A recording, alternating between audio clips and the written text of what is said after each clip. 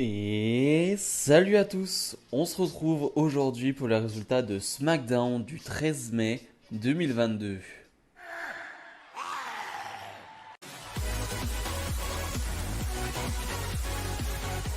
Et on ouvre le show avec RK Bro une nouvelle fois qui veulent unifier donc les titres par équipe de SmackDown et de Raw et donc qui sont à SmackDown cette fois-ci pour appeler Roman Reigns parce que clairement c'est Roman Reigns qui décide un peu de tout dans la Bloodline. Donc Randy Orton va demander à Roman Reigns de venir.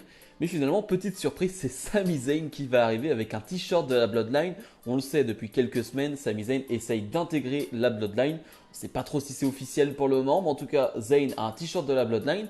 Et va un peu parler pour la Bloodline d'ailleurs, et va dire à Orton et Riddle qu'ils ne veulent pas vraiment ce match parce qu'ils savent très bien que s'ils auront ce match avec les Usos, ils vont perdre leur titre. Donc vous ne voulez pas vraiment ce combat. Finalement, Orton et Riddle vont appeler Sami Zayn Rusty. Alors Rusty, c'est rouillé, si je ne me trompe pas en anglais, par rapport aux cheveux de Sami Zayn, bien évidemment. Donc le public va chanter Rusty, Rusty, Rusty, c'est plutôt marrant. Et finalement, Orton va proposer quelque chose. Si Riddle bat Zayn ce soir, RK Bro auront donc ce match pour les titres contre les Usos. On ne sait pas quand, mais en tout cas, ils auront ce match. Zayn va refuser, mais finalement, Adam Pearce, qui commande un peu tout cela, va accepter ce match. Donc c'est plutôt cool, c'était plutôt un segment marrant, un poil long je trouve, mais le segment restait marrant. On enchaîne donc avec Riddle face à Sami Zayn, un match qui va durer une dizaine de minutes. Je crois qu'il y a deux pubs pendant le combat. Bref, on a un combat plutôt classique sur le début avec une grosse domination de Sami Zayn, mais qui va bien s'enflammer à un moment donné. Je pense surtout au moment où Riddle veut porter son RKO, son super RKO du haut de la troisième corde. Finalement, là, ça va s'enflammer parce que Zayn va le repousser. Zayn va vouloir sauter du haut de la troisième corde et va prendre un super coup de genou dans la tête. C'était assez impressionnant. Et à partir de ce moment-là, le rythme va s'enflammer, va vraiment s'accélérer. Zayn qui va vouloir une nouvelle fois gagner son match avec un décompte à l'extérieur. Cette fois-ci, ça ne va pas fonctionner, ça ne va pas marcher. Riddle revient sur le ring, surprend Sami Zayn, porte son finish et remporte ce match. Donc victoire de Riddle qui obtient donc un match contre les Usos. C'était un bon match, vraiment rien à dire. Ronda Rousey, la nouvelle championne de SmackDown, est sur le ring. Elle nous rappelle qu'elle a battu Charlotte Flair lors de WrestleMania Backlash, qu'elle l'a fait abandonner, même qu'elle lui a fait dire j'abandonne. Et on n'est pas prêt de revoir Charlotte. Pour information, normalement elle devrait prendre quelques semaines, voire mois de vacances. On ne sait pas, mais en tout cas elle devrait être absente quelques temps. Bref, Ronda Rousey qui va nous dire, heureusement c'est plutôt court comme promo, elle va nous dire, je suis une fighting champion, je suis une championne qui veut me battre, qui veut défendre mon titre. Donc je mets en jeu mon titre dans un Open Challenge ce soir.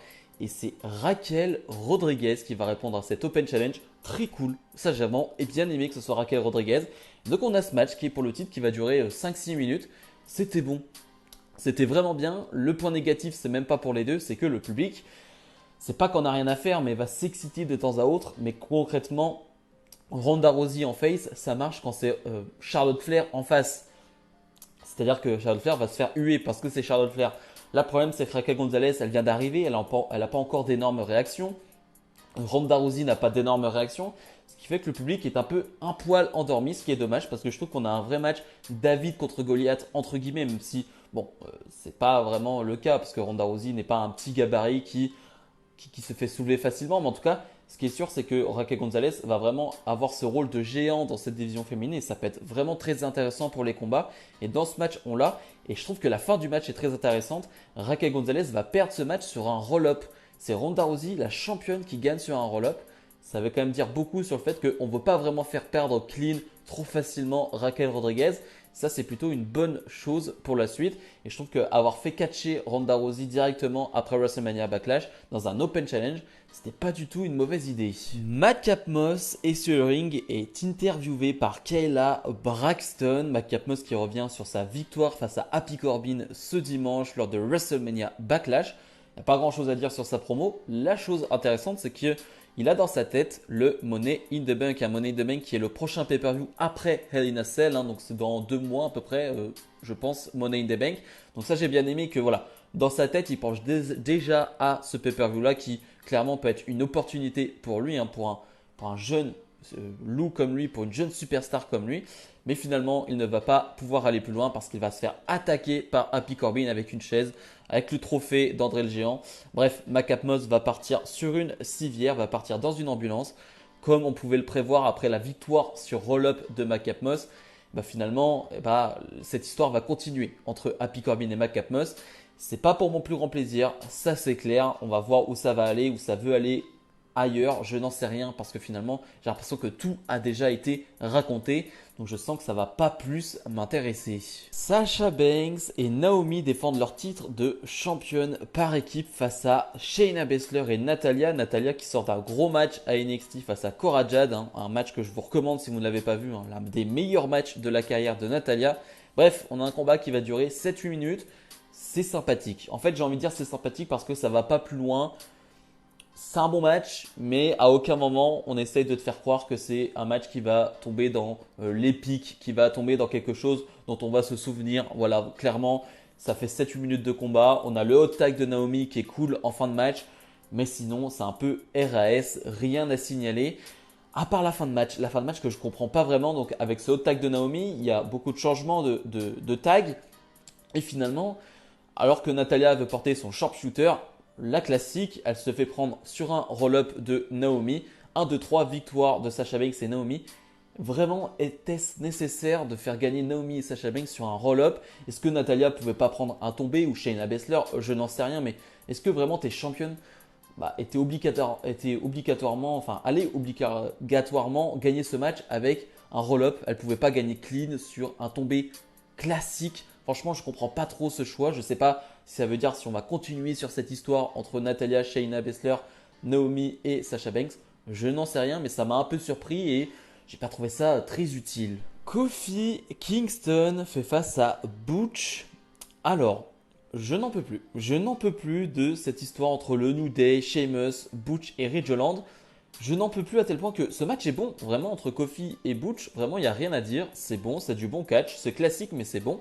Mais le truc, c'est que je n'en peux plus. J'ai l'impression que peu importe qui gagne les matchs, l'histoire va continuer. C'est-à-dire que Butch peut gagner là, mais Kingston va gagner la semaine prochaine, Sheamus va gagner dans 3 mois. J'en sais rien, mais j'ai l'impression que cette histoire ne s'arrêtera jamais. Il n'y a aucun but, il n'y a rien à gagner. L'équipe qui perd à chaque fois, le gars qui perd à chaque fois, ça n'a aucune conséquence sur la suite. Je ne comprends pas. Vraiment, je ne comprends pas. Et une nouvelle fois, le match est bon. J'aime vraiment beaucoup le booking de Butch. Donc, Pete Dunne. On a eu peut-être quelques peurs au début avec ce changement de nom, ce look. Mais finalement, il est plutôt bien booké. Il ne perd pas. Il est plutôt mis en avant dans ce groupe. Même si sa gimmick est particulière et spéciale. Mais justement, il est spécial. Il est mis en avant grâce à ça. Donc, franchement, c'est plutôt pas mal. D'ailleurs, c'est lui qui va remporter ce match contre Kofi Kingston. Donc, il gagne contre un ancien champion du monde. C'est pas mal. C'est pas si mal que ça. Bon, après, ensuite, il va s'en aller par le public. Il va revenir voir Sheamus et Ridge Holland. Bref, je ne comprends rien à cette histoire.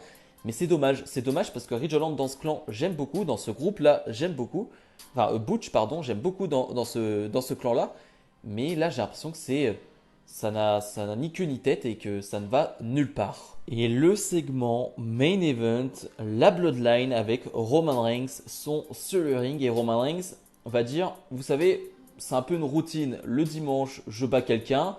Et le vendredi après, j'arrive à SmackDown et normalement on a un nouveau challenger. Voilà, ça s'est passé avec John Cena, je l'ai battu le dimanche, le vendredi on a passé à autre chose. Ça s'est passé avec Lesnar, je l'ai battu le dimanche, le vendredi on est passé à autre chose. Mais là, il n'y a plus personne, qui reste. Finalement, Randy Orton et Riddle vont arriver parce que les Usos sont là. Orton va déjà arriver et lui dire, déjà parle pas de Cena, Cena est 10 fois la superstar que tu es. Et tu ne seras jamais au niveau de John Cena, Big Dog. Donc voilà déjà la petite punchline d'Orton qui fait plaisir dès qu'il arrive. Et bref, tout va tourner autour des titres par équipe, la réunification des titres. Et Orton va vraiment dire aux Usos, bon, je sais que vous avez un cerveau combiné donc pour 2 têtes. Donc je vais essayer de parler doucement, tranquillement pour que vous compreniez. On veut unifier ces titres. Ce qui fait que Orton précise bien que on aurait bien une unification des titres, c'est-à-dire qu'on n'aurait pas 4 titres, c'est-à-dire pour 2 superstars, mais vraiment un titre pour, 2 titres pour 2 superstars. Enfin, oui, vous m'avez compris. C'est-à-dire qu'on va vraiment unifier les 2 titres, donc on aurait une nouvelle ceinture possiblement. Ça peut être cool. Et finalement, les Usos qui vont accepter, qui vont dire, la semaine prochaine à SmackDown, on aura ce match. Surprise, je m'attendais absolument pas. Je pensais que ça allait être à Hell in a Cell. Et bah pas du tout. La semaine prochaine. Et le segment va se terminer avec quelque chose d'intéressant. Riddle qui va porter un gros coup de genou dans la tête de Roman Reigns pour s'enfuir derrière. Je ne sais pas ce que ça veut dire. Je ne sais pas si ça va énerver Roman Reigns pour la semaine prochaine. Bref, on verra bien. Mais j'ai vraiment adoré ce segment de A à Z. Et ça laisse présager de grandes choses pour la suite. Bilan de ce SmackDown, et bah je l'ai trouvé bon. C'était le meilleur SmackDown de ces dernières semaines. La semaine dernière, c'était un peu mieux. Mais là, je trouve qu'on est encore un niveau au-dessus. Bien évidemment, il y a deux feuds qui m'énervent, hein, le New Day contre Butch, Ridge Holland et Sheamus, et Madcap Moss et Happy Corbin. Sinon, le reste est vraiment bon. Le reste, j'ai vraiment été intéressé pour la division féminine avec Ronda, Raquel, pour la division par équipe, autour de ce qui se passe autour de Roman Reigns. C'est vraiment très intéressant. Donc vraiment, j'ai trouvé ce SmackDown plutôt bon avec du bon catch. Donc je vais pas me plaindre. Et surtout, on a eu des surprises. Et la semaine prochaine, on a un gros programme donc avec ce Uso contre RK Bro qui va réunir les titres par équipe avec beaucoup de choses qui peuvent se passer, donc ça va être très intéressant. Si je dois donner une note, on va être sur un bon 7 sur 10, je pense que c'est bien mérité. Bref, comme d'habitude, n'hésitez pas à mettre le petit pouce bleu, à vous abonner, et nous on se retrouve dès la semaine prochaine pour d'autres vidéos. Salut, salut!